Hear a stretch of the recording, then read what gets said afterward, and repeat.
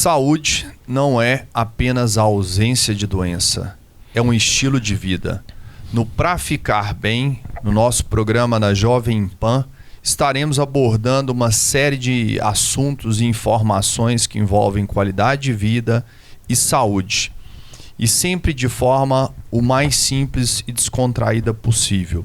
E hoje estou aqui, junto com meu grande amigo e xará, Tiago Jardim, médico cardiologista, e nesse nosso espaço a gente vai estar sempre falando sobre saúde e bem-estar, de uma forma, como o Tiago falou, simples, descontraída e de uma forma que a gente sempre esteja pautado em ciência, sempre dados, informações, pessoas que tenham embasamento científico, que nos tragam informações que sejam úteis para melhorar e trazer qualidade de vida para todos vocês, todos nós, todos os que estiverem nos assistindo. E hoje estaremos falando sobre a medicina do estilo de vida e saúde da mulher. E para isso a gente está recebendo aqui a doutora Roberta Lobo, que é médica ginecologista, especialista em medicina do estilo de vida.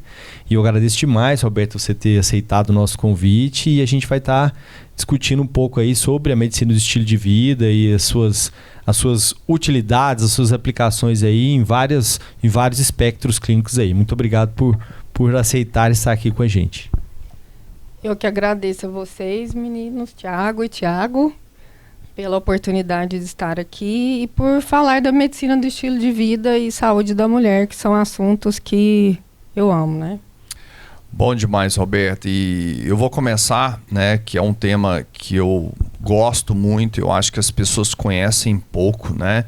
Então, em primeiro lugar, eu queria te pedir para você explicar um pouco para as pessoas o que é essa medicina de estilo de vida, né?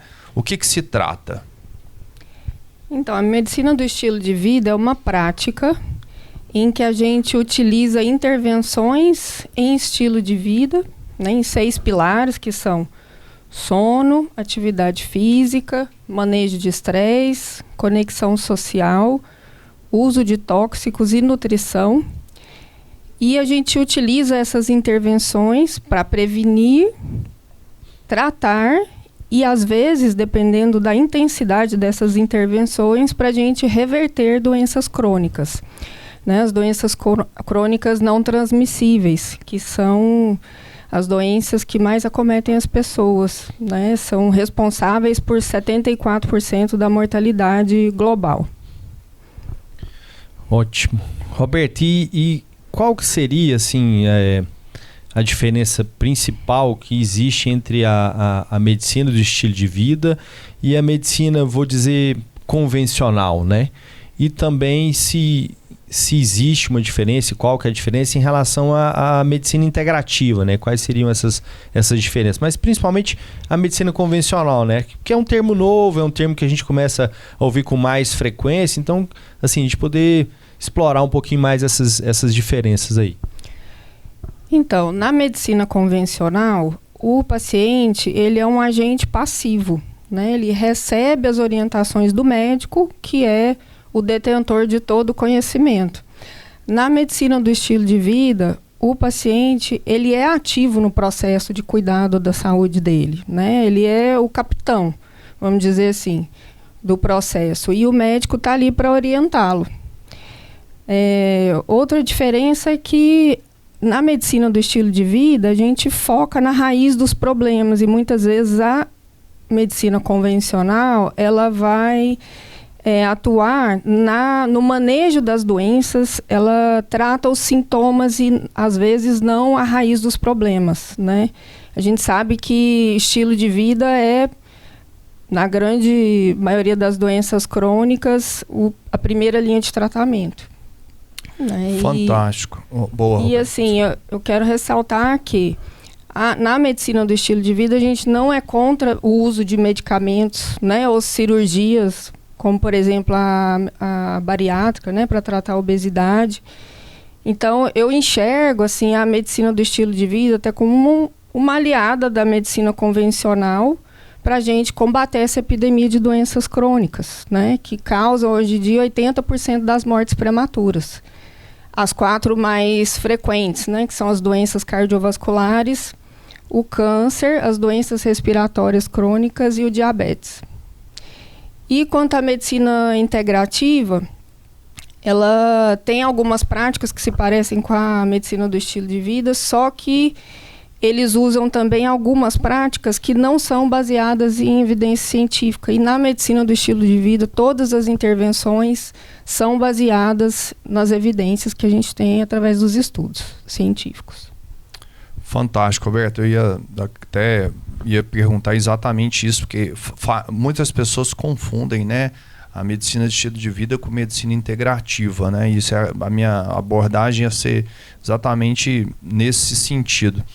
E assim, Roberta, a gente sabe que estilo de vida é algo que você tem que começar desde cedo, né? Então vou puxar um pouco agora para os adolescentes, né? Muitos aí às vezes estão nos assistindo, aqueles que estão ali nos seus 14, 15, 16, 17 anos, e a gente sabe que você começar o quanto antes, né, essas práticas, esse estilo de vida, isso vai fazer muita diferença lá no futuro. Então eu queria que você abordasse um pouco, né, de quais são esses pontos que esses adolescentes precisam de se preocupar, que envolve e aborda aí a medicina de estilo de vida. Tiago, você tocou num ponto que é assim, primordial, né? O foco na saúde dos adolescentes. Eu vejo, assim, falando da saúde da mulher, né? Eu vejo a medicina do estilo de vida como fundamental nessas 2 fases, tanto na fase da adolescência, né? Que é um momento em que o adolescente, né? O pré-adolescente está ali começando a criar os seus próprios hábitos, né? Porque ele passa a ter mais independência nas escolhas. E também é um momento em que, na vida da mulher, né? É quando ela começa a construir o pico de massa óssea, né? A gente sabe que a mulher, aos 21 anos, ela tem o seu pico de massa óssea, que vai contribuir para uma boa saúde óssea dela lá na frente, evitando osteoporose, né, e prevenindo quedas, enfim. E a gente sabe que quando um adolescente ele mantém bons hábitos, ele tende a manter esses bons hábitos na vida adulta, né? E isso para a mulher é muito importante, porque isso vai refletir na saúde reprodutiva dela, vai refletir em um ciclo gravídico puerperal sem intercorrências, né? E numa fase de transição para menopausa e pós-menopausa mais tranquilas. E outro momento que eu vejo em que a MEV é muito importante é justamente nessa questão da transição para a menopausa. Ótimo. Mas Thiago, eu queria, antes de você abordar, desculpa, Roberto, tinha te interrompido, acho que você queria falar mais alguma coisa, não? Não, eu ia comentar sobre esses aspectos da adolescência. Ah, legal. Não, eu vi uma matéria essa semana, não sei se o Thiago e a Roberta, eu queria só complementar, que hoje nos Estados Unidos parece que existe um movimento com adolescentes que eles estão cada vez menos indo para balada, estão cada vez menos tendo acesso à bebida alcoólica. E hoje parece, né? Eu até vi, era uma matéria mostrando principalmente as praias na Califórnia, que aí eles estão buscando hábitos mais saudáveis, de exercício, de alimentação mais saudável. E se é que, né, a gente sempre vê às vezes um movimento de coisas que vem de lá para cá, se é que, né, quem sabe isso no Brasil não começa a acontecer, os adolescentes já tendo essa maturidade, né, de alimentar bem, de fazer exercício, né, e às vezes nós, como profissionais da área da saúde, a gente tem um papel muito importante nesse processo, né, Thiago? Com certeza. Roberto, eu queria, assim, de uma forma prática, assim, a gente está falando, você falou dos 6 pilares e falou do sono, e eu queria que você, assim, até para a gente contextualizar e tentar entender de uma forma bem prática, como é que seria uma intervenção da medicina do estilo de vida sobre um adolescente em relação ao sono, assim, um dos pilares, vamos pegar um desses pilares. Como é que seria essa atuação? Como é que pra gente até ter uma coisa prática, assim, em relação a essa intervenção, assim, como é que seria essa abordagem? Então, em relação ao sono, priorizar a higiene do sono, né, que é super importante. O problema com os adolescentes e o sono é justamente tela, né? Eles tendem a ficar até altas horas da noite com o celular. A gente sabe que a luz azul das telas vai interferir na produção da melatonina. Ela vai aumentar o cortisol e a gente precisa que ele abaixe, né, para a gente pegar no sono. E a tela também aumenta a temperatura corporal, que também vai interferir no sono, porque a gente precisa que a nossa temperatura abaixe um pouco para a gente pegar no sono. Mas eu vou comentar sobre todos esses aspectos assim, das intervenções rapidamente. Eu estava vendo um estudo, Tiago, sobre o que você estava falando, né? Um estudo publicado ano passado, uma parceria da Universidade Federal de Minas e da Unifesp, com 121 mil e alguma coisa adolescentes, né, de 13 a 17 anos. E eles viram que 81% tinha 2 ou mais fatores de risco para desenvolvimento de doenças crônicas. 70 e poucos % referiram falta de atividade física. Então, assim, é um dado super alarmante, né? A gente precisa olhar para esses adolescentes, para os hábitos desses adolescentes. O abuso, né, das telas, das redes sociais, isso aí tem impactado muito a saúde mental dos adolescentes. A gente tem visto um aumento de doenças mentais, né, nessa faixa etária. Tem alguns estudos que mostram que 50% das doenças mentais, elas se iniciam até os 14 anos de idade. E 75% até os 24 anos de idade. Então, a gente precisa prestar muita atenção nos adolescentes. As redes sociais, elas impactam muito na autoestima, né? Antigamente, quando nós éramos adolescentes, a gente se comparava com o colega da sala, né? Com o vizinho. Hoje em dia, não. Essas meninas entram nas redes sociais e se comparam com mulheres do mundo inteiro. Né, a pressão social para estereótipos vem aumentando demais e isso mexe com a cabeça das meninas, principalmente das meninas e das mulheres. Então, daí aumenta, né, a ansiedade, aumenta a autoflagelação, o índice de suicídio nas meninas vem aumentando. E eu deixo aqui um alerta sobre a saúde mental dos adolescentes. Realmente é bem preocupante, né? E assim, Roberta, e como você deixou muito bem claro, esses hábitos, essas mudanças, elas têm que começar nessa fase, né? É a transição da fase, né, da adolescência para a vida adulta, que é quando a gente implementa, realmente estabelece esses hábitos, esse estilo de vida nas nossas vidas no futuro. Sim, outro problema que também merece bastante atenção é a questão do excesso de peso. Né, a gente sabe que mais da metade da população convive com excesso de peso e as mulheres, mais uma vez, são mais acometidas. Né? E hoje a gente tem 14,3% de adolescentes vivendo com obesidade.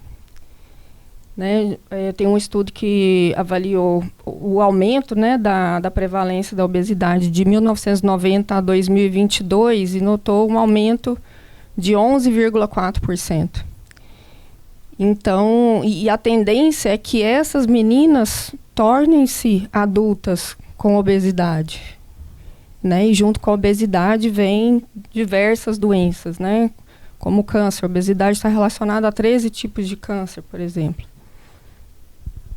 Sim, exatamente assim. Acho que essa é uma grande preocupação, né, que a gente tem como profissional de saúde, que é justamente tentar modificar ou intervir o mais cedo possível, justamente para que esses adolescentes, essas crianças e adolescentes, elas já tenham um hábito de vida saudável desde o início aí da vida deles, né? Para que entrem na vida adulta e tenham mais facilidade para poder ter uma rotina mais saudável. Mas aí, assim, aí entra aquela minha pergunta novamente, assim. Sim. Eu tenho 2 adolescentes lá em casa, assim, e eu tenho um que gosta muito de tela, assim. E é uma luta, assim, uma luta dioturna, assim, que a gente tem para tentar tirar ele da tela, assim.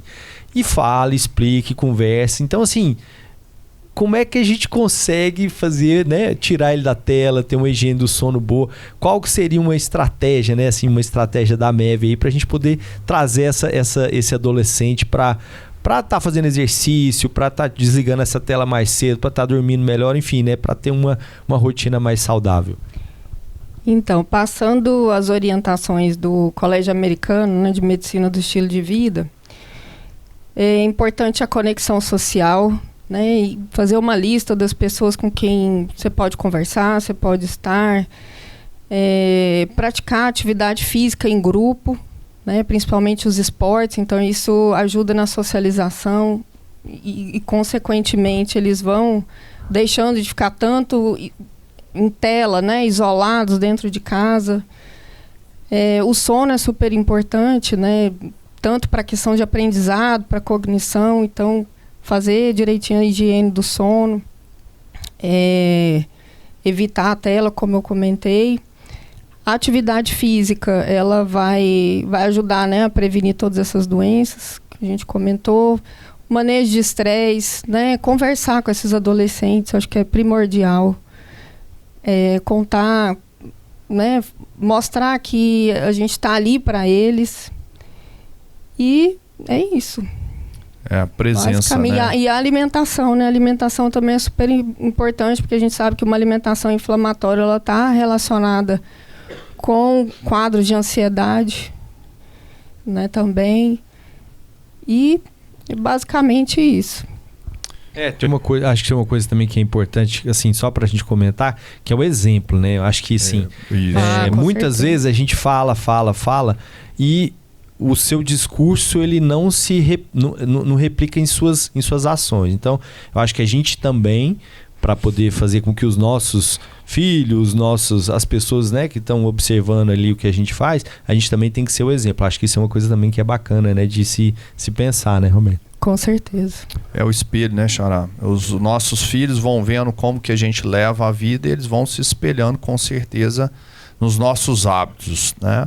E assim, Roberto, eu não posso perder a oportunidade sua aqui como médica de estilo de vida, mas também como médica ginecologista, e falar um pouco da MEV na saúde da mulher, né? E eu sei que a mulher, ela passa por uma fase assim que mexe muito com a sua qualidade de vida, que é a fase da menopausa, a fase, né, da perimenopausa, onde ela, assim, ela tem uma série de interferências no seu corpo.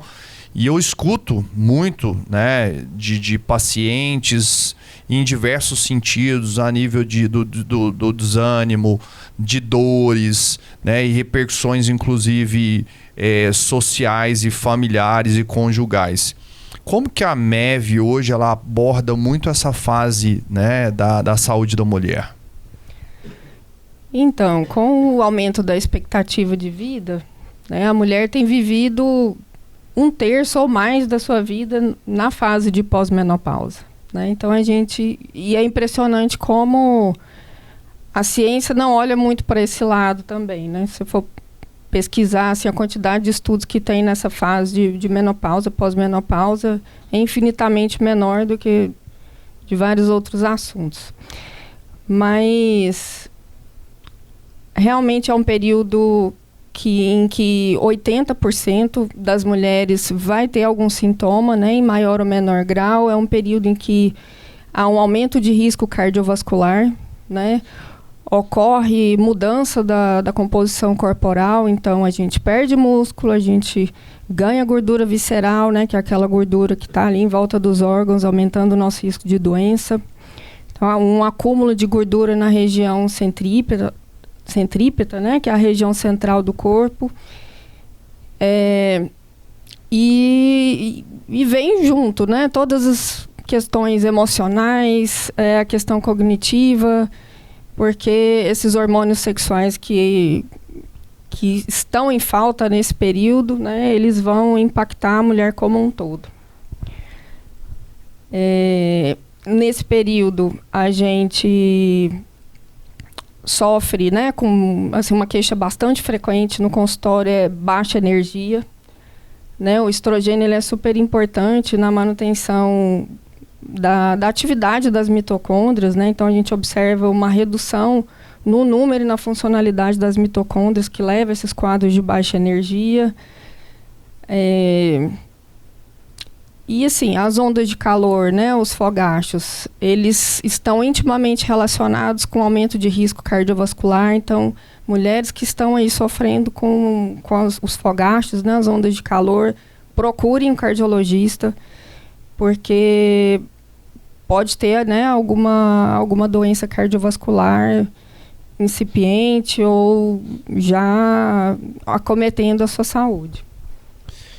E Roberto, e como que a MEV, como que o Medicina do Estilo de Vida, pensando especificamente aí nessa mulher pós-menopausa, né, que realmente, né, é um dado interessante que às vezes a gente não pensa, né, que vai viver uma boa parte da vida dela nessa fase, né? E como que a Medicina do Estilo de Vida ela pode estar auxiliando essa mulher? Quais são as intervenções que são mais eficientes, que são mais efetivas e que vão trazer mais benefício para essa mulher nessa fase aí da vida dela? Então, a atividade física é primordial, né? A gente sabe o impacto da atividade física no cérebro e na prevenção de doenças. Então, por exemplo, a atividade física ela faz aumentar a liberação de BDNF, né? Que é o fator neurotrófico do cérebro, derivado do cérebro. Ele vai estimular a manutenção e o crescimento de neurônios, de novos neurônios. E ele também está envolvido na neuroplasticidade, que é uma capacidade do cérebro de se adaptar a novas experiências, né? Então, é importante na cognição.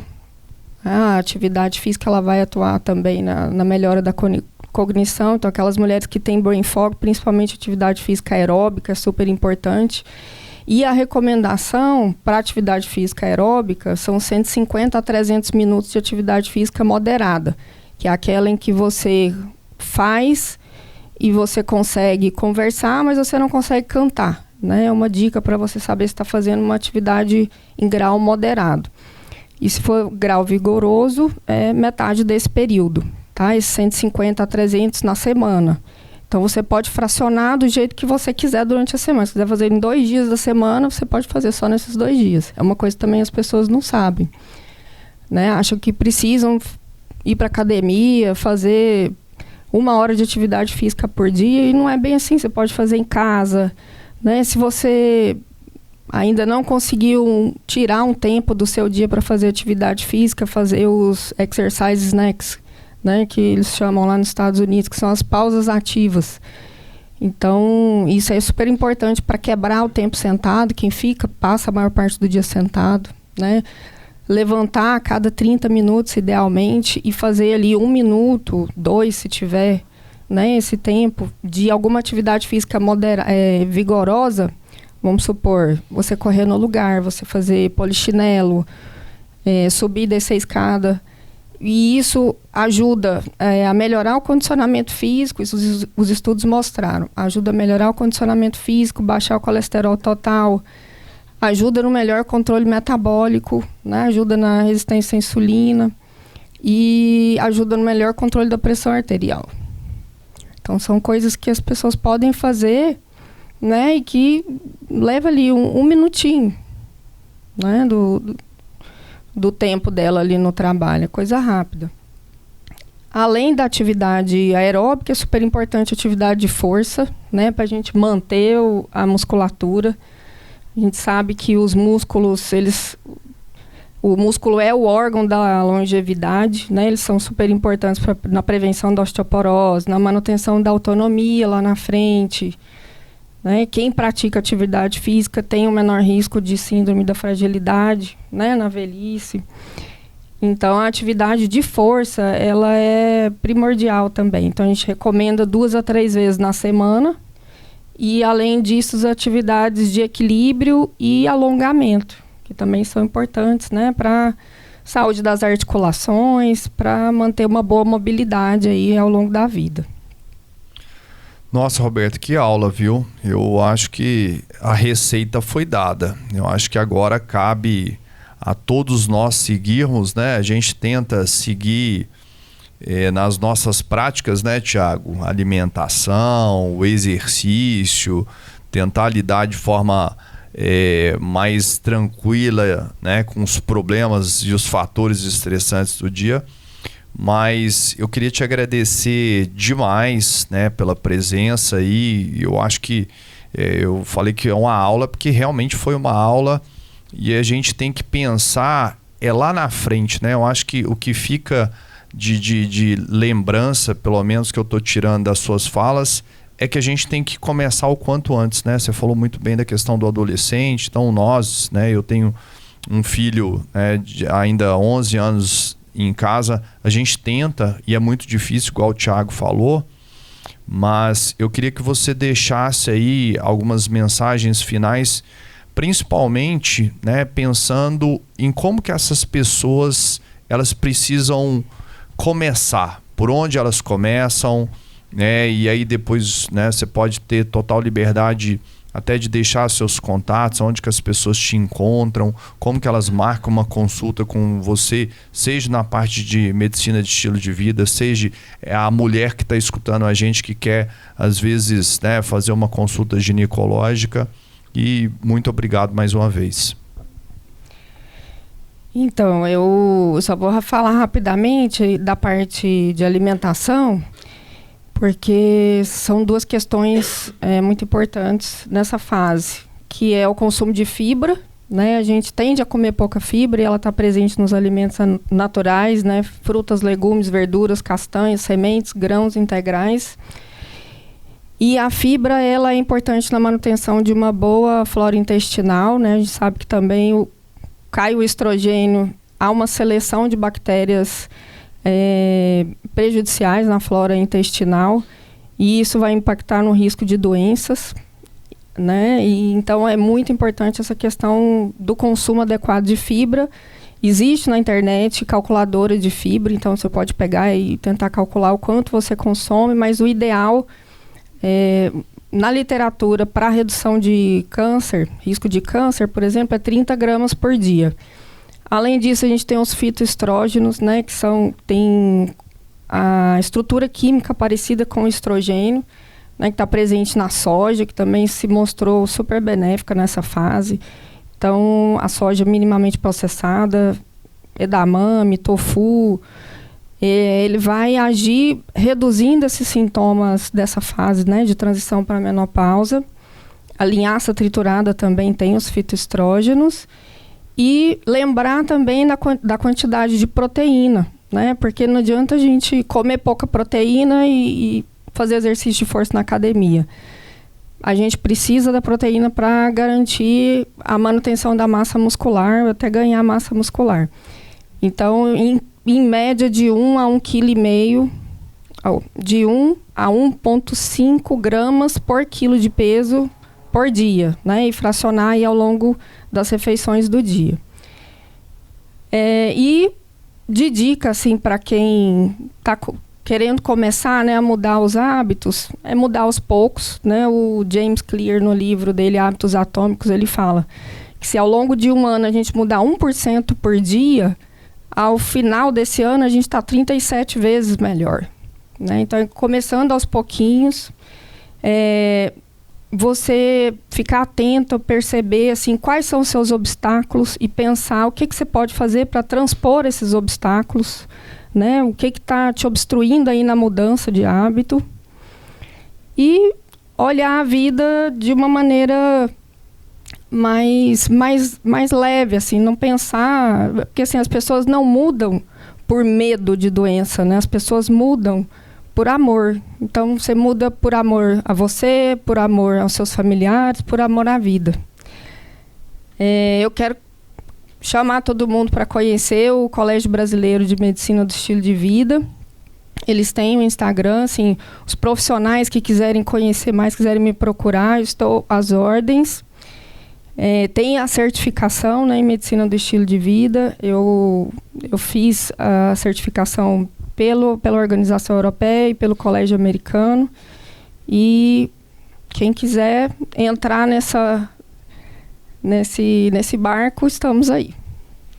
Roberta, excelente. Muito obrigado aí pela sua presença, pelos seus ensinamentos.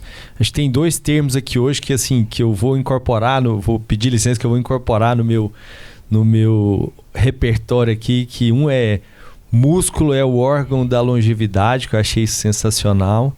E essa última fala sua aí, que a gente muda por amor, sabe? Eu acho que essas são 2 coisas que a gente tem que realmente entender o que isso quer dizer e incorporar aí na nossa rotina. Muito obrigado aí pela sua presença, por ter aceitado o convite de estar aqui com a gente hoje. Acho que foi muito enriquecedor, a gente aprendeu demais e te falar que a gente vai te usar mais, te chamar mais vezes aqui para estar com a gente. Obrigadão, Roberta. Eu que agradeço e tem muito assunto para conversar, viu? Aguardo os convites. Maravilha, Roberta. E se vocês gostaram, né, compartilhem, nos sigam no Instagram, no YouTube e não deixa de pegar e compartilhar esse episódio de hoje, o programa de hoje, para aquele amigo que está precisando, né, escutar tudo que nós falamos no dia de hoje. Uma boa semana para todos vocês e um grande abraço.